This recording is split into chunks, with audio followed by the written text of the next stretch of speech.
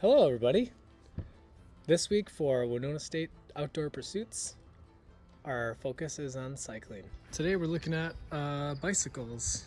There are 3 specific type of bikes that you may see around campus.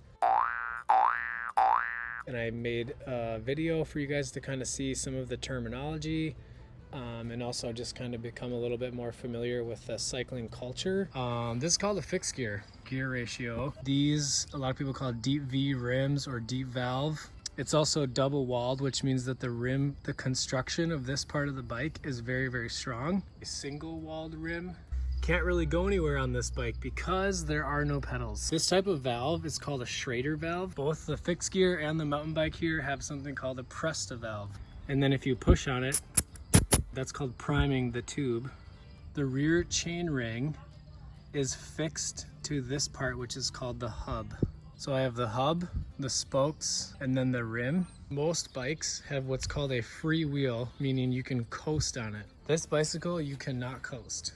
This bike is also a flip hub, which means if I wanted to take this tire off by loosening these bolts here, this is a free spinning hub if I were to flip it. So I do have an option of riding it as one speed, and I could coast, but then I would have to add brakes because, as you can see, there are still no brakes on this bike. A lot of the ways that we can access an activity, especially with outdoor pursuits related, is just by knowing like terminology or something called nomenclature. So like, what are the cultural terms related to that activity? These are called 29ers. People would call this a 29er. It just refers to the size of the tire as a 29-inch tire. This is called a V-brake. The ones that go on the rim of the bike. This is called a V-brake. Something called a disc brake. So instead of grabbing onto the rim like a V-brake, the brake is pressing on this disc.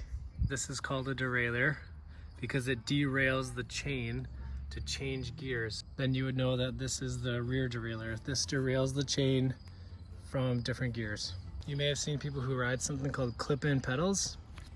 So if I had my shoe on and try to clip it here, and it's probably more difficult because I'm not wearing it, but it clips into this pedal.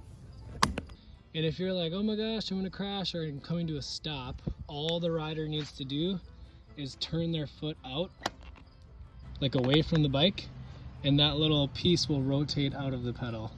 This bike has front suspension, so you could call it a hardtail, meaning the back of the bike is hard. With cycling, there are definitely terms that I'm not even familiar with. As I've told you in our meeting, I'm not professional at anything, but I love to try all things. I do bike a lot, and I use cycling as my way to actively commute to work. There's a train. Awesome.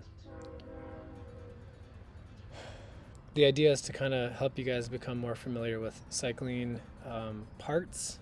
If you're borrowing a bike this week, make sure you clean it up before you ride if it's not yours.